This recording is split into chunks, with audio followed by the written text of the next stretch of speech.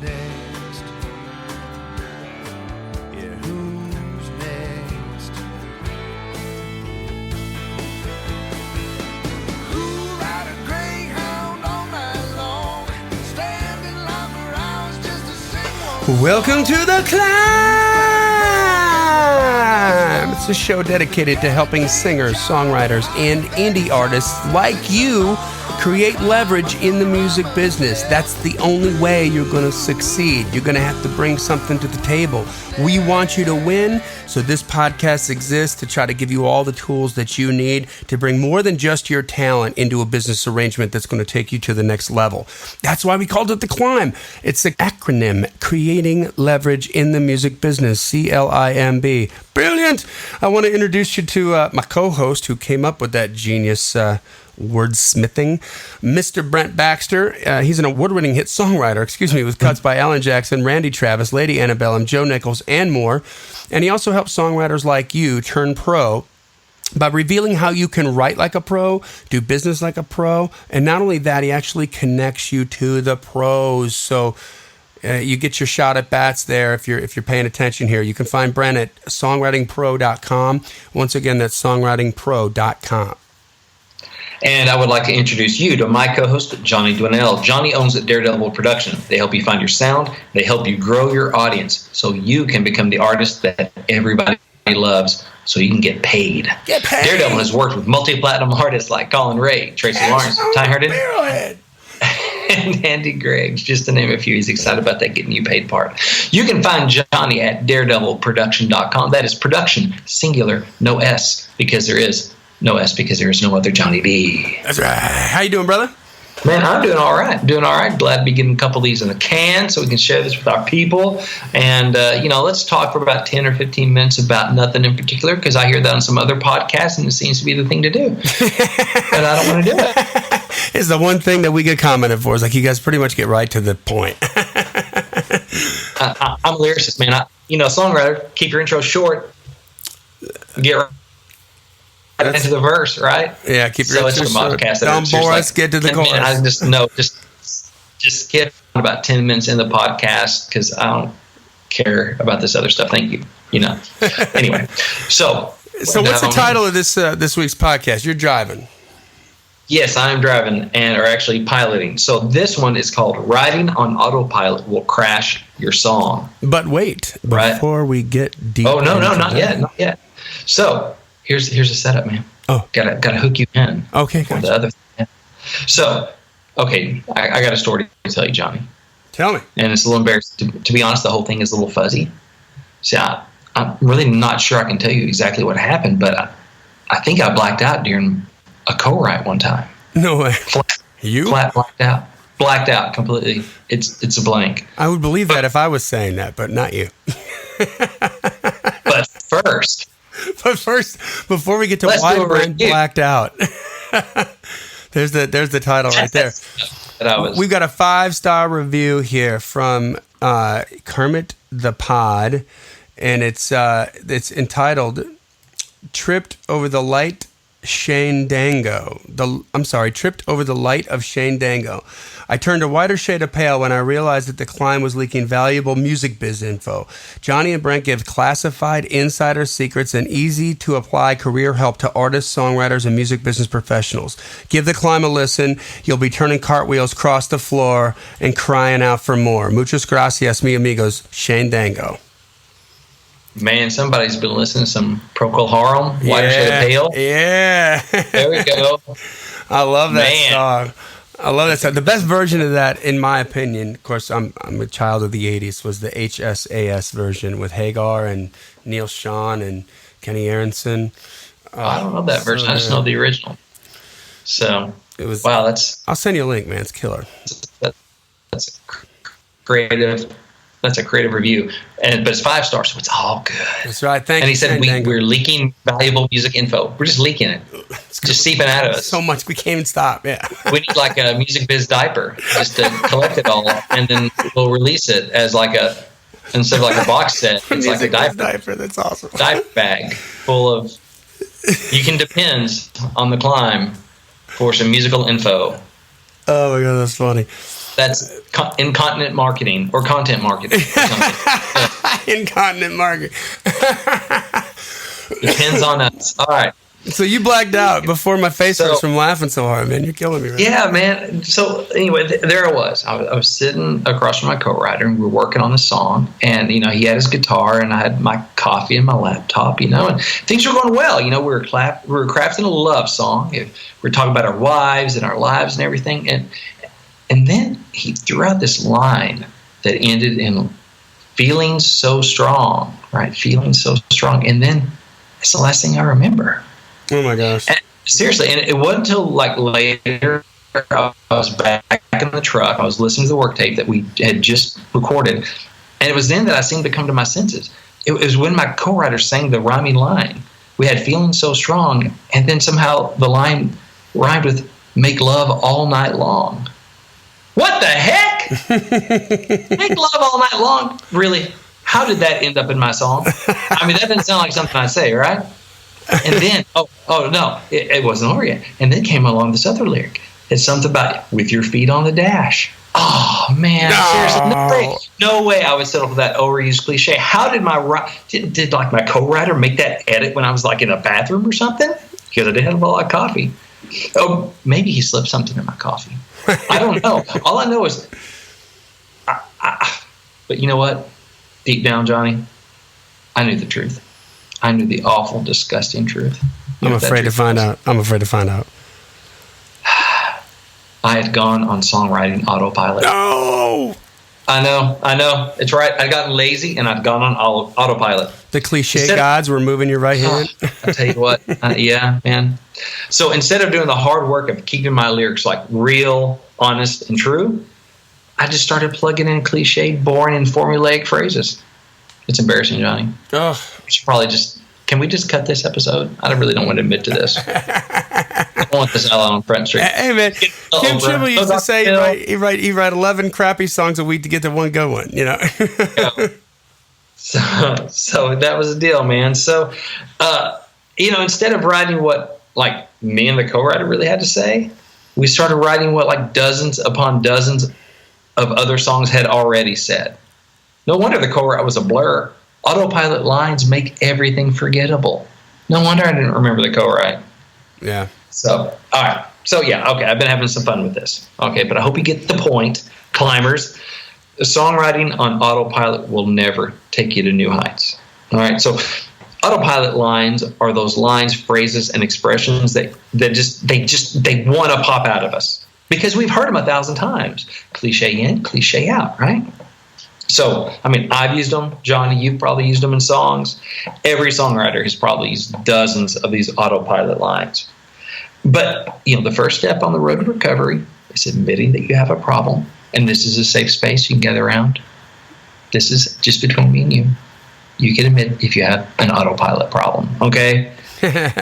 So I've done it. Okay, I've done it. So what are some of these? Yeah, I know. I've done it too. So what are some of these autopilot lines, right? In country music, some of the usual suspects are stuff like, you know, make love all night long, right? You hear those? The bare feet on the dash, wild and free, and most things involving dirt roads and tailgates at the moment, right?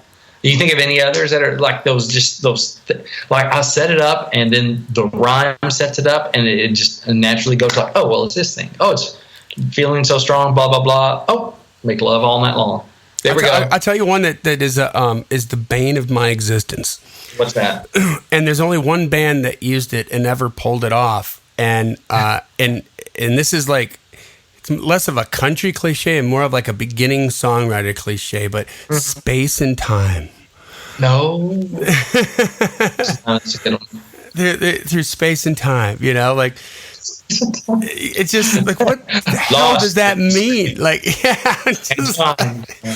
like, no, it was a perfectly good spot to put something cool. Yeah.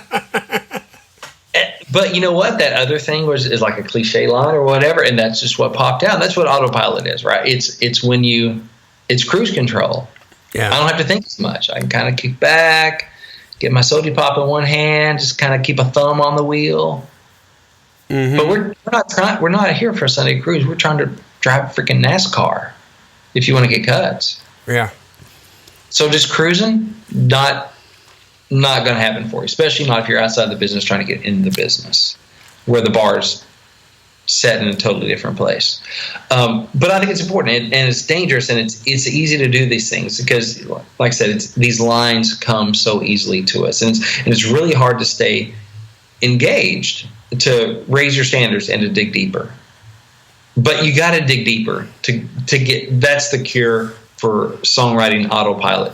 Is with every line, stay present and try to think, okay, why am I saying this line? Am I saying this line because it's real, because it's true, because it's honest? Or am I saying this line because this is what songwriters say in situations like this? Because if you're writing that line because that's what songwriters say, and that's what songs say, that's a big red flag that you probably should not say that. Now, if you're saying it because that's what you live, because that's what's true, that's what's honest, that's what you think is crazy cool and exciting to say, awesome. Yeah. But you got to be present. You got to think, and you may not catch these on the first time through, and that's fine. That's what rewriting is for. So they call it a craft. To go back and go, exactly, to go, whoa, oh my goodness, make love all night long. Well, I mean, that's what they say in songs. And who does that? I mean, who really does it all night long? My goodness. How often? I mean, I lived a rock star lifestyle as a front man for a rock and roll band for 7 years, and there was 1 or 2 times that might have happened, but that was really about it, man. Let's say most music is a 3-minute songs about 2-minute things. You know what I'm saying? So that is awesome. You put that on a coffee mug. Country music, 3-minute songs about 2-minute things. Anyway, so yes, but that's one of those phrases. Make love all night long. If the number of people made love all night long, as much as that ends up in songs, we'd either have an overpopulation problem or a chafing problem, one or the other. So either going to be selling a lot more diapers or a lot more diaper cream or a lot more something. All right, welcome to another song title challenge. In this corner, we have hit songwriter Brent Baxter, brilliant wordsmith. And in the other corner, we have Chris Roggy Fisher. She's sending Roggy. Chris Roggy Fisher, sorry. And and in this side, we have Chris Roggy Fisher. And the song title challenge for any new climbers out there, you send in a song title, any song title you're having some trouble with or you need some perspective on, send it to info@daredevilproduction.com. Production is singular, there is no S. On the subject line of the email in all capital letters, please put song title challenge so it gets put into the right folder. And then I pop them live on the air to Brent. He's never heard these before, so we just get the immediate sort of visceral reaction and his creative process as he starts to think out loud and talk about how all the different ways that he could spin the song. So it's not a co-write. You own everything. This is just a fun, creative exercise. And if there's anything that you can take from this little exchange right here that Brent and I are about to do, it's all yours. And God bless. Invite us to the number 1 party, right? There we go. I eat steak. All right, you ready for this song title from Chris Roggy Fisher? Roggy doggy, let's do it. Real Gone Wrong. Real Gone Wrong. Real Gone Wrong. I like the way that just sort of rolls off the tongue. That is. Okay, so what I do with these, this is my live brainstorming. Haven't heard it before, and I just try to think about it going, okay, I'm a country hammer, so I'm looking at this as a country nail, right? So how would I write this as a country song, and how would I write this in a way that I think gives it the best chance to have commercial success? There are, I'm sure, other ways to write it, but that's what I'm aiming toward, to try and get y'all there. So Real Gone Wrong. Okay, so the first thing I think of is like, it's real gone wrong. Like they keep it real, but it went wrong. Like, I'm just keeping it real. Yeah, but maybe you should have put some makeup on. Or maybe you should have fixed your hair. Maybe you shouldn't have gone outside the house in just sweatpants today, Johnny. You're giving up. That just says to the world you're giving up. I'm just keeping it real. Yeah, real gone wrong.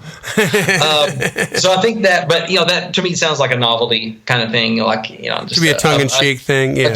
tongue in cheek, a real funny song. So maybe you do like a kind of a Toby Keith kind of thing that he does like bus songs, it's funny songs about people keeping it real, but when they get a little too real, like a little TMI. Right. What else can we do? I mean, so it's got wrong and gone. So I try to let the title write the song as much as possible. So I go, okay, what's that? It's, you're kind of smashing together. It looks like real gone. It ain't just gone. She's real gone and gone wrong. So you got a couple things going on here. So you think gone wrong, you think negative song. So, like she's real gone wrong or whatever, it's getting real. She's getting gone. It's all wrong. It's real gone wrong. You do something like that. It's getting real. She's getting gone. It's going wrong. It's real gone wrong. Oh, I didn't think about it like that. Yeah. You do something like that.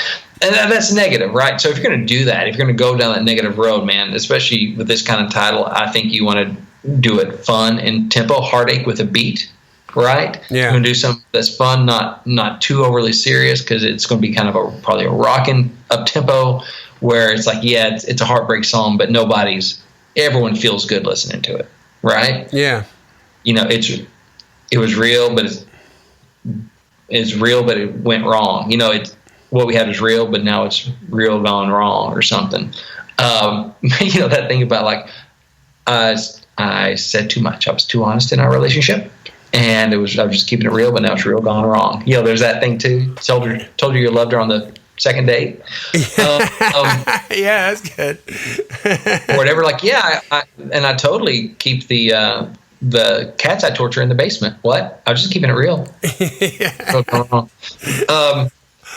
Okay, so what do we aim on this? Because we don't want this segment to go long. So this is me like speedballing through, right? So normally in a real co-write, we'd grind until we either moved on to something else until we really found something we thought was cool. So real gone wrong. This is kind of a challenging one, which I guess why we call it a challenge. I do like if there's some way to go. A couple things I like. Yeah, it was real, but it's gone wrong. I wonder if there's a way to twist it. Like, I thought she was real gone wrong. I thought she was real. Play off all of it. You can make that positive, right? Like, I thought she was real gone, but I was wrong. But I was wrong. Yeah, what we had was real. Then what we had was gone. Thought one coming back. I was wrong. But still. That title, Real Gone Wrong, is just going to sound so negative. It'd be hard to come back around to that and make it feel positive. So I think probably the best angle is frame it up tempo, positive, maybe a little tongue in cheek, and I think that or was that person that drinks too much and they have they get mouthy, just keeping it real. Real gone wrong, that kind of thing, or the truth comes out. The guy crying in the corner because he lost his girl. That's real gone wrong. Dr. Phil kind of stuff. You can go that way. Well, that's interesting. Yeah, and you could kind of. I don't know. Is there a way that you could? Is this too sappy? But like you can put a positive spin on that. Like you could talk about some dark stuff, but what you could do to help it, right? Like homeless vets, like. What happened in Vegas, right? And how people are giving blood, and maybe you could do. I mean, those tend to be when they're too serious like that. They tend to be like eye rolling, like please. But so you got to be careful how you write it. But yeah, you really maybe you could spin it. Maybe you could spin it in a positive way, but pointing out some stuff like that. It was somebody was real. It was gone. It was. I thought she was real gone wrong. That'd be the way to twist around positive. You can do something like that. Like I thought it was real. I thought it was gone. I thought it was real gone wrong. Some way about that. It wasn't really gone. It came back. That'd be a fun way to twist it. That we still got a lot of that negative stuff there. We fought. We but then it wasn't gone after all. So I'd start honing in on something like that to see if we can kind of switch a positive, or just, the way he's reacting to the breakup in a kind of humorous way. I'm wearing the sweatpants out of the house. I'm doing all this stuff. I got beer cans all over the floor. I'm waking up with Cheeto crumbs in my chest hair. because I just don't care anymore. I'm just keeping it real gone wrong, you know. Cheeto crumbs in my chest hair. That kind of thing, which is, there's an image for you. And that rolls off the tongue too. Cheeto crumbs in his chest hair. My chest hair. You know, now that she's gone, he don't care. Now that she's gone, he's keeping it real gone wrong. That's good. I think we got a couple different twists on that, man. Well done, sir. Well done. Oh, boy. All right, well, let's get back to the show.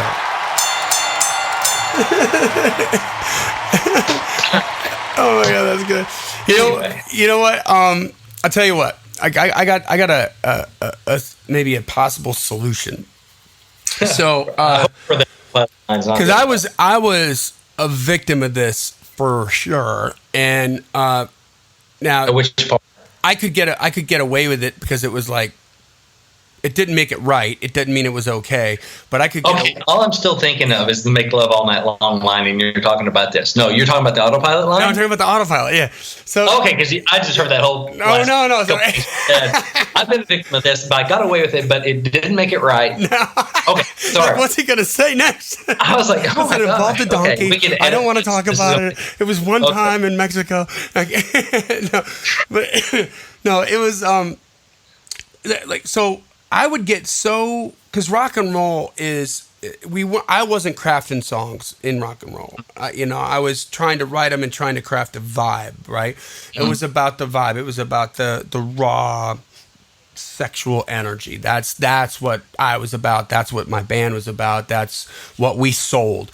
So while, I would look at something from that genre, like the Guns N' Roses record, the Appetite, and it was incredibly awesome, right? The lyrics were incredible, but my lyrics were nowhere near that cool. Not even close. But it was kind of like popish, so you could get away with, just stuff that rolled off the tongue cool, kind of like in a Steven Tyler kind of way that maybe was even nonsensical, right? And when you're live and stuff, it's a different thing. Right. So, when you're doing live, people are in the moment and they're not catching all of it anyway because they're all screaming, hooping, hollering. And yeah, exactly. And so, for writing the song, for me, like, here's where I get hung up. I would get so hung up on wanting to hear it done that I didn't care how I was making it. Right. So if you've ever been to like a Hollywood set, okay, and you see like, here's that Western town, and then you sort of looked at the right angle, and it's like, oh, these are facades. Like, there's no building there. There's no foundation. This is just a building front, and that's what I was kind of doing, right? And so I would have to go back in and try to tweak some of that stuff and put a little bit more meat on the bone. But I was in such a hurry to get it done so that I could have a finished song. I wasn't minding the craft. I wasn't crafting it right. So I read, I think we talked about this before in the podcast, but it's worth repeating. I didn't read it. I saw it. It was a video. It's now been taken down, unfortunately. But it was a video of John Cleese talking at a college, at a university somewhere. And he was talking, and John Cleese, the famous comedian from Monty Python, and he was talking about creativity and how you need to allot a certain amount of time for creativity and then stick to that time as opposed to moving on because it's done. So he's like, I would have this one, there's this one member, he didn't say the name, he goes, there's one member in the troupe of Monty Python that was always like in that rush to get it done. And so we would set aside like 2 hours to write, and a half an hour in, he would like, okay, that's done. Let's move on to the next thing. And I would say, no, let's just keep working on this line. Like, we're vomiting out the cliche stuff now and getting it out of the way, but let's dig a little deeper. And he goes, that would always kind of he would rub with them, right? Like it would piss him off a little bit. But he goes, if you look back at it, he goes, oh, my writing way better than his. Because he was in a yank to get it done. It was just so happy to have it completed in something that would work. That'll work. Yeah. And then I was like going, well, let's go a little deeper. So one thing like this, because I'm always interested in trying like different sort of little behavior experiments on myself, on what to do, like, different things to do and not do. And so here's I got a challenge. I got a little challenge for everybody out there. So on your next song, when it, set aside an amount of time to write, let's say a verse, whatever amount of time you want to set aside to write that verse. And then once you get the verse done, don't stop if there's still time. right? Like honor the clock, not whether it's done, and come up with another version and just keep writing. Like set aside 3 hours to write one verse just to go crazy extreme on this experiment. I'm not saying this is the way you should write a song, but I'm just saying like this will be just something that'll get you out of the mental box that you're sort of blocked into, right? Like I would get that way writing on guitar sometimes, and I would just get so into the same thing on the guitar, and then I would go sit at the piano and write, and all of a sudden this song would just take this wild right turn, and because it's just laid out differently, I had to think about it differently. The piano moved me differently, right? And so it like when I wrote that way, it would create layers, right? It wouldn't be so boring. So I think that I think when you can have like little tricks to like sort of knock you out of a rut that you might be in, right? Yeah. That's one of them. That's one that I use. I just wanted to share that. Yeah, I think that's cool because when you do that, good thing is you just don't erase what you have. Just keep adding to it. Not to end up with a verse that's 95 lines long, but you say, okay, I got this verse. I think it's done. Set that aside. I got it. It's safe. It's preserved. Yeah. Now let's go crazy. Yeah. For the next hour. Now if you've got something see what happens. Right. If you got something that will work, now you can swing for the fences, right? Exactly. Now it's house money, baby. You got nothing to lose. Yeah. Yeah. Playing with house money. You got that. It's not gone. Now you can be exceptional.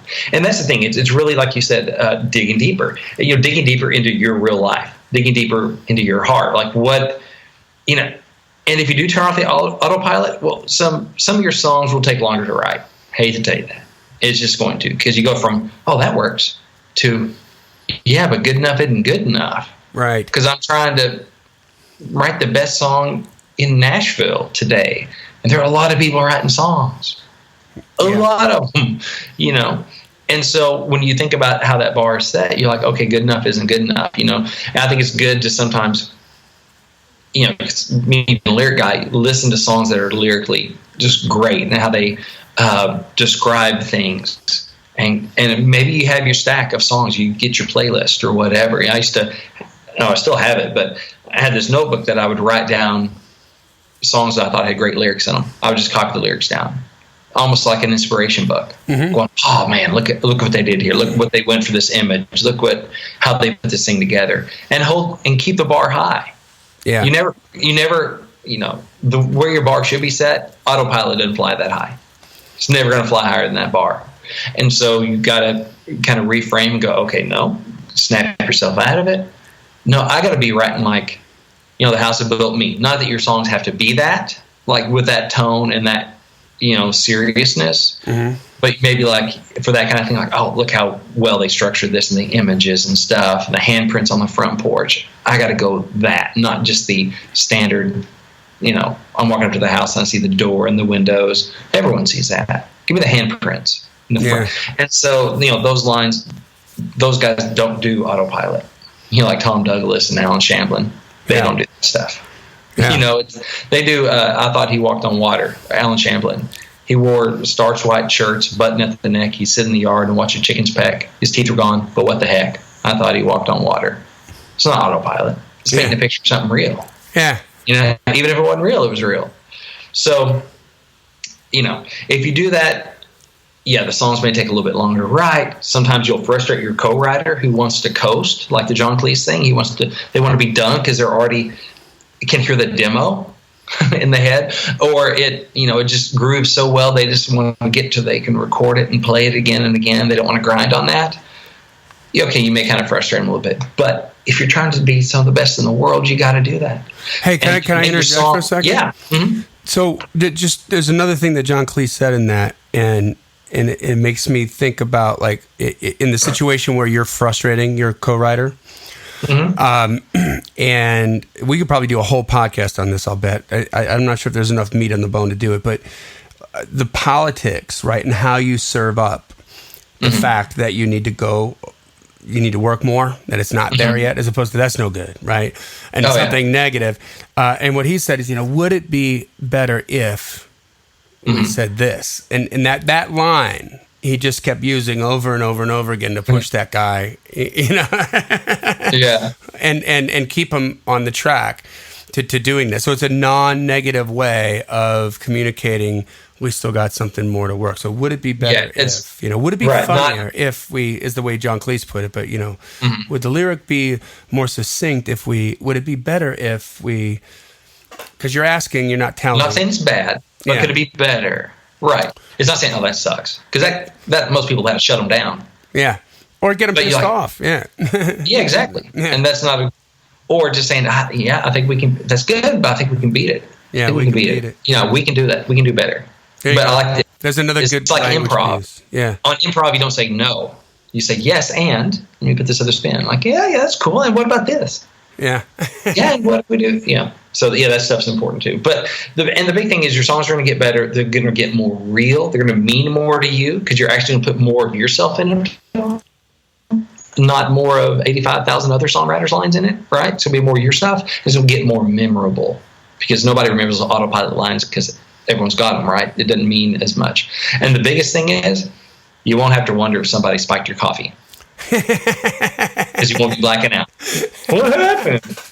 I'm peeking on the dash again. Well, dang it. How did that just happen? I just looked away for a second. Her pretty little toes got on the dashboard and then cut off. Dang. Them Daisy Dukes rocking them Daisy Dukes. She wore yoga pants. Where'd those cutoffs come from?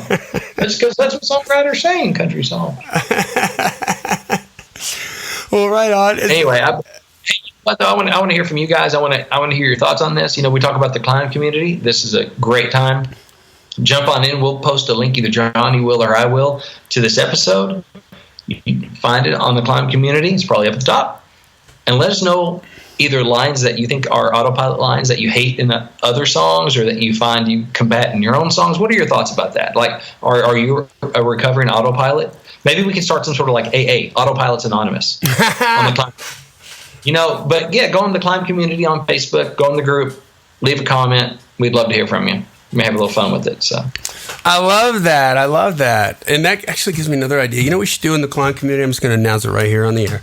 Like, we should have favorite line you never wrote. Oh, that'd be good. And then you got to go find some lyric from a song that you remember, and we'll force them to read it again, and you and I can start it out. Just like doing it. Because I already got a couple that that are just like, man, I wish I wrote that. Man, I wish I'd been the first one to make love all night long. Because it would have been worth its weight in gold, right? Like, happy birthday. Yeah.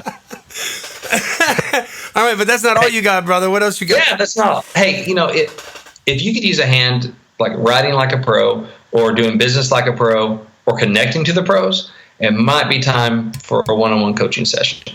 So I have these